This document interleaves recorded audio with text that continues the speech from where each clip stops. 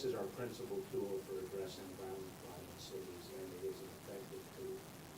And then we are going to allocate additionally $71 million to help build up the state and local efforts. This could provide an additional 400 police officers nationwide allocated among those 7 cities, as well as help pay the task force officers assigned to our task forces, either pay them or pay their overtime to facilitate the creation of these additional task forces. With that, I'd now like to turn it over to my friend Chris Ray, the director of the FBI. There's no, I think we all know that there is no final law enforcement agency in the world than the FBI, and both of us are committed to keeping it that way. And I couldn't be prouder of the job that's being done by the FBI. And I'm very grateful to the leadership being provided by Chris Ray. So, Chris.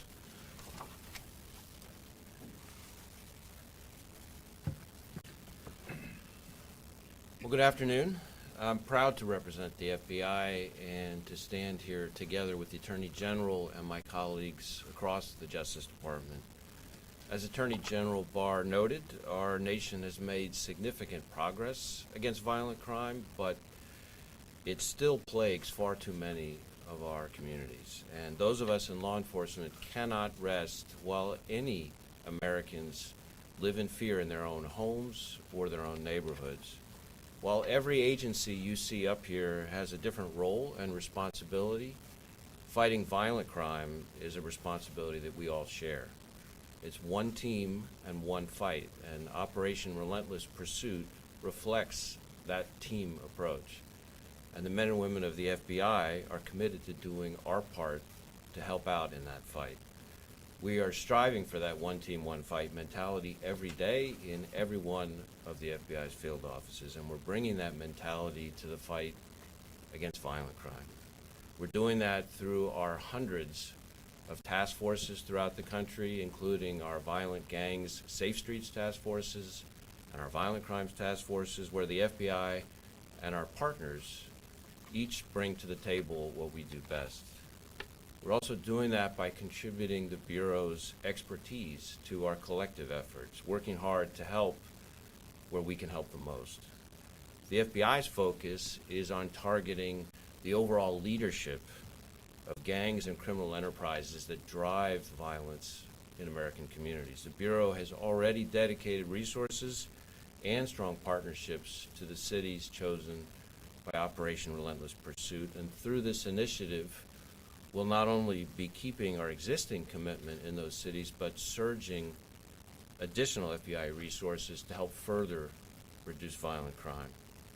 We'll do that by reassigning a number of special agents and other personnel to each of these cities to help investigate and take the worst offenders off the streets and cripple their organizations. In today's world, the threats we face are too diverse, too dangerous, and too all-encompassing for any of us to tackle alone.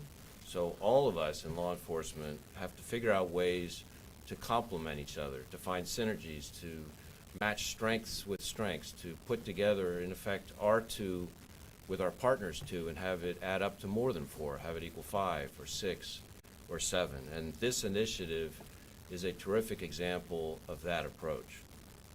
I am confident that if we continue to work closely together, we're going to continue to make even greater progress against violent crime, progress that I think the American people both expect and deserve. Thank you. And with that, I'll turn it over to Director Don Washington of the Marshal Service.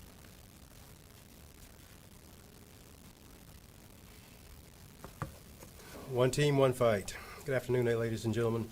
Attorney General Barr, thank you for your steadfast leadership and unwavering support of all the Department of Justice components in our resolve to reduce violent crime and make our communities safer.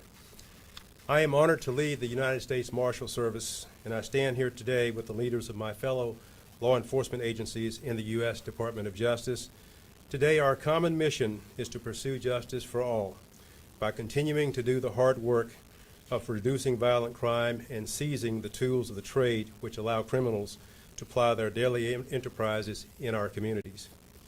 Attorney General Barr has demonstrated his commitment to combating violent crime by allocating additional resources to the target cities. These resources will help our state and local task force partners who are instrumental to the U.S. Marshal Service's success in locating and apprehending the most dangerous fugitives and criminals. U.S. Marshal task forces around the country routinely pursue the worst of the worst, targeting and bringing to justice fugitives and other criminals who tend to make crime their careers. These persons typically have very clear and sometimes very long histories of violence, and they pose a significant threat to public safety. During Operation Relentless Pursuit, the U.S. Marshal Service will support the Attorney General's initiative through the implementation of targeted enforcement operations. These operations will maximize our impact on violent crime to provide immediate relief to the involved communities. Of course, we have and we will continue to coordinate our operations with the United States Attorney's Office, the FBI, the DEA, and the ATF. Our role is always about people and the rule of law. In our nation, people should not feel safe. They should actually be safe in their pursuit of life's endeavors. As the nation's first and oldest law enforcement agency, the U.S. Marshal Service will continue our long and very proud tradition of working with our law enforcement partners to protect and serve our communities. Attorney General Barr, thank you for your commitment and your vision in leading this initiative, and thank you for your resolute leadership of the Department of Justice. And now I'd like to turn the podium over to the Acting Administrator of the Drug Enforcement Administration, Uttam Dillam. Thank you, Director Washington. Good afternoon. And thank you, Attorney General Barr, for your outstanding leadership and for being such a good friend to the Drug Enforcement Administration and to law enforcement everywhere. DEA is proud to stand with you and our law enforcement partners in support of this very important initiative. All of our law enforcement partners here today know that drug trafficking and violence are inextricably linked. Drug traffickers employ intimidation and violence to facilitate their deadly trade, and disputes are often settled by acts of violence. Every day in Detroit and in cities all across the country, DEA and our partners are making progress in the fight against drug trafficking and the violent crime associated with it. Significant challenges remain, but we've seen what's possible when we all work together toward a common goal. Each of the federal agencies represented here today has a unique mission and different capabilities, but we are all committed to protecting our communities and enforcing the rule of law. So today, I'm here to affirm DEA's commitment to fighting drug traffickers and violent crime. DEA has long partnered with state and local law enforcement in these cities, but in the coming weeks, DEA pledges to commit additional resources that will enhance our ability to work together and bring the worst offenders to justice. DEA's role in Operation Relentless Pursuit is to target the most violent drug trafficking organizations operating in these locations and put them out of business. We are working with our federal, state, and local partners to expose the connections between violent street gangs and their sources of supply and destroy their drug trafficking networks. Together, with increased resources and resolve, we will implement solutions that will rid our communities of these criminals today and keep them away tomorrow. And now, I would now like to introduce a great friend of mine and of DEA's, Acting Director of ATF, Regina Lombardo. Thank you. Sir, I'll follow suit and also say thank you for your continued support with my colleagues from the Department of Justice. Matthew Snyder, thank you for your leadership here in Detroit. I'm here today on behalf of all the hardworking men and women of ATF who are absolutely committed and focused on aggressively pursuing reducing firearms violence in our country. We are very proud that our efforts and hard work have definitely contributed to the historic reductions in violence that our nation has realized in recent years. But unfortunately, there are cities and communities which continue to be plagued by crime of violence. Today, I'm sitting here today with my colleagues to launch Relentless Pursuit. Just recently, we are partnering with Detroit Police Department on many, many cases that we work in partnership. And it's about partnership for the ATF, working with Detroit Police Department on many cases. One of the most recent cases that I think we can highlight is the cases that we work on violent street gangs. The violent street gangs such as Smoke Camp, those are cases that we work to indict criminal violations that are pursuing armed drug trafficking cases, drive-by shootings, homicides. And for us with ATF, we stay very focused on using our crime gun intelligence to tell us exactly where those firearms are coming from and to go after the trigger pullers. That, I believe, was in the south side of the city. In the north side of the city, we're also working with Detroit Police Department on Playboy gangster Crips. 18 members of that have been recently indicted. And that just goes to show the type of cases that we work with ATF in partnership with our state and local and federal partners. So today, we stand here with General Barr leading the department's efforts in partnership with the DEA, the FBI, the U.S. Marshal Service, as well as all of our state and local partners out there. We will concentrate all of our efforts and our resources collectively. As we heard in ECHO, one team, one fight, and the Department of Justice is here to do just that. The foundation of our ATF's strategy is to use every available tool to identify, investigate, and support prosecutions that go after firearm offenders, exploiting all of our resources, all of our crime gun intelligence, our crime gun enforcement teams, our firearms tracing capabilities, which is very unique, as well as our integrated ballistic NIBIN we've heard often talk about. Using all of those tools, and also for us, is going after the source of those weapons that are being provided to these gangs and to these criminal organizations, going after the straw purchasers that put those firearms in the hands of those gang members.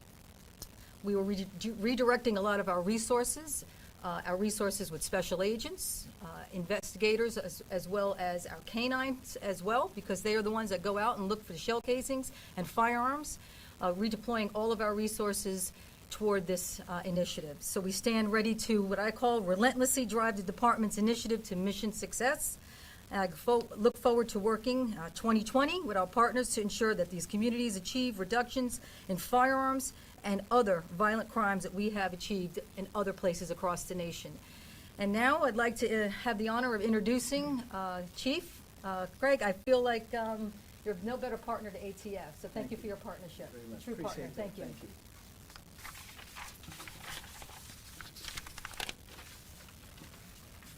Good afternoon. Like all, I want to start off by thanking Attorney General Barr for really showing leadership in this fight.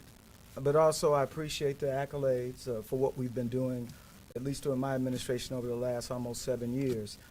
My partner, Matthew, I appreciate you and what you do, and certainly the other leaders of the federal agencies who we work with each and every day. Simply said, collaborations between local and federal law enforcement work.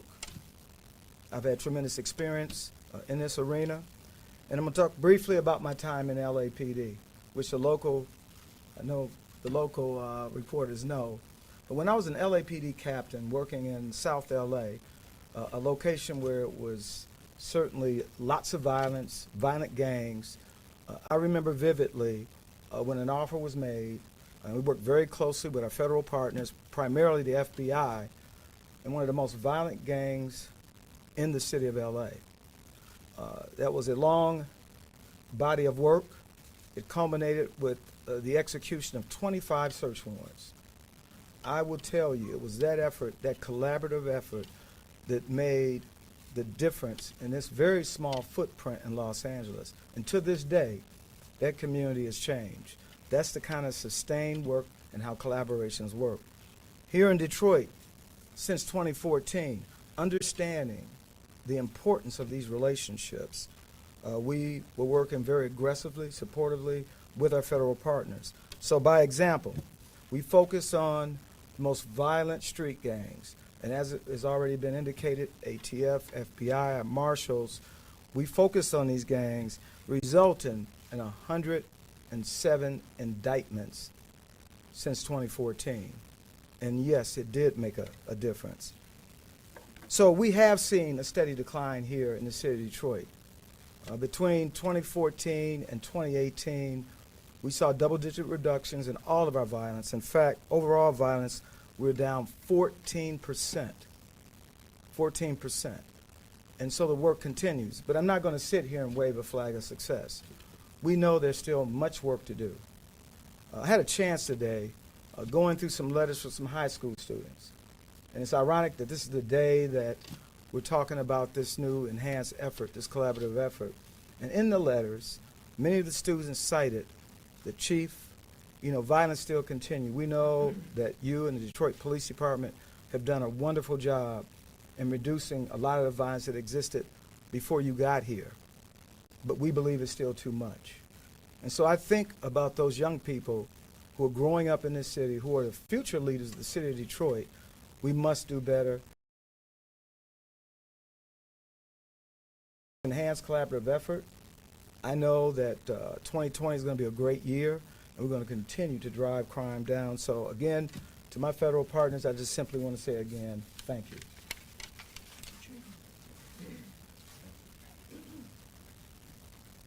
Again, thank you. We've got some time to open it up for questions. Mr. Attorney General, can you talk a little bit about what the undercurrent is or what joins all of the violent crimes in all of these 7 cities and explain why here and why now? Each city is really different. There are different drivers for violent crime depending on the circumstances. Sometimes it's large nationally related gangs. Sometimes it's more connected to drug trafficking. Sometimes it's opportunistic neighborhood gangs. Why here and why now? Fighting violent crime is one of the primary priorities of this administration. And as I mentioned, it had gone up a little bit in the last couple of years of the preceding administration, but we've been able to push it down for the first few years of this administration. But in a number of cities, it's a stubborn problem.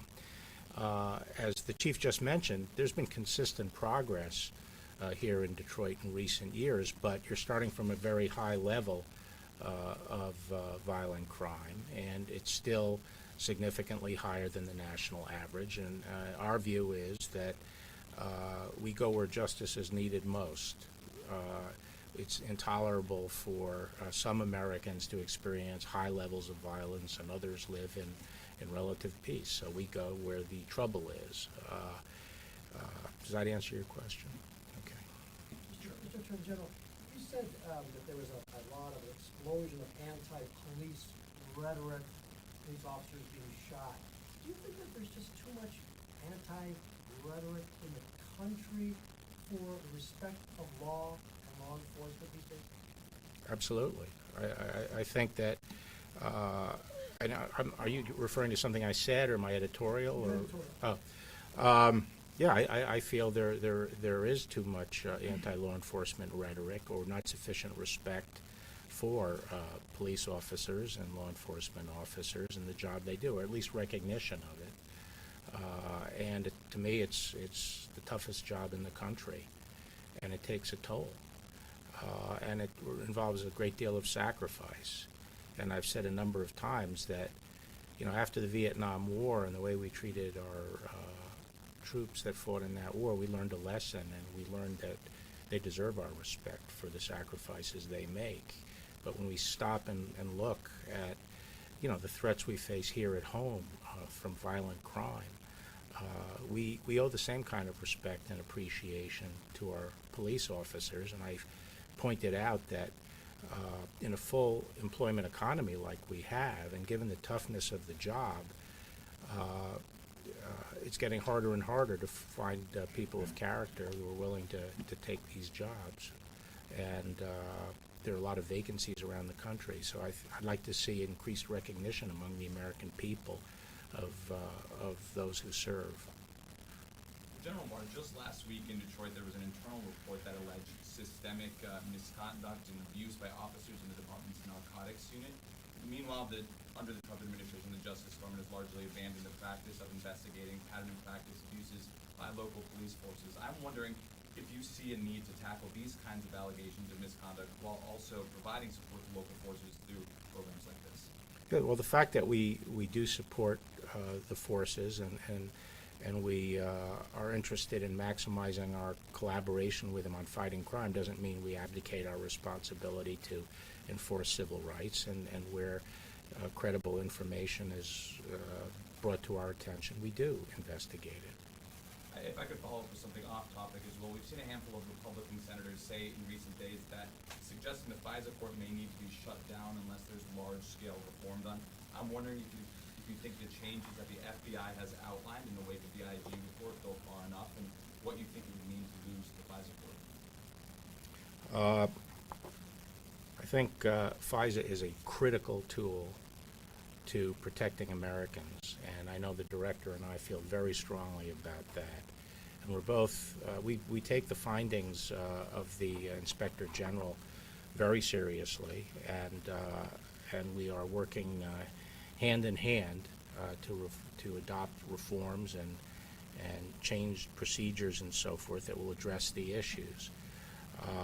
And I have to say that I greatly appreciate Director Ray's leadership on this, because he didn't wait around for the IG report. He was working on these issues for quite a while and have put together a long list of steps that I think do address the problems found in the IG report. And we're going to be sitting down evaluating them together. And if there's some additional things to add, we won't hesitate to do that. But we are committed to preserving FISA, and we think all Americans should be committed to preserving FISA. It is essential to protect the security of the United States. How much of the $71 million and the 400 additional officers will be coming to Detroit? We don't have a specific figure on that. Part of that, each city is going to work together in their cities among the different components and local law enforcement to see how quickly we can get things up and running, and they can absorb these funds. But the funds are essentially available starting right now, and I would expect a relatively even disbursement of those funds among these 7 cities. I'd like to ask Director Ray a question, if I could, with regard to the IG report. The former director of the FBI, James Comey, dismissed the findings as just sloppiness on the part of FBI agents, and he sort of suggested low-level agents. Do you agree with that, or in hindsight now, a couple days into it, do you think it was more than that? Well, as I said when the report first came out, the report, in my view, describes behavior and performance that I consider unacceptable and also unrepresentative of who we are as an institution. And that's why I've put in place and ordered these 40-plus reforms, which are serious steps which go above and beyond even what the Inspector General recommended. Having said all that, we've provided a lot of information on that topic and answered a lot of questions about it last week. And I think all of us here today, gathered the way we are, as the Attorney General said, under his leadership. I think this is unprecedented to have all of us gathered this way in one place at one time outside of D.C. And that by itself is a story, because the violent crime epidemic that exists in many cities around this country impacts millions of Americans every day. And the level of federal, state, and local law enforcement cooperation targeting that threat is a story that I hope many of you will cover, given the impact that it has on households all over this country. So, thanks. Okay, last question.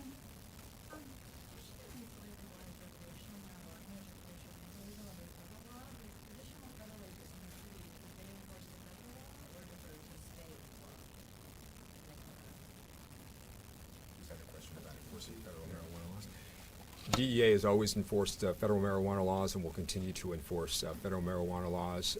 We attack drug trafficking We attack drug trafficking organizations, large-scale drug trafficking organizations, and when they engage in marijuana drug trafficking, we aggressively attack them as any other drug trafficking organization. Thank you very much. Thank you.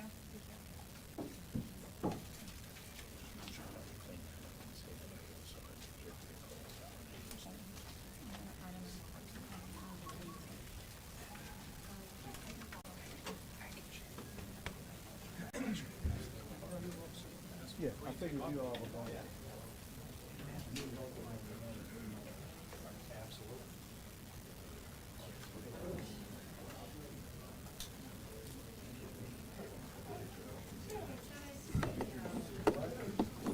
Matt, we're going to get the chief here.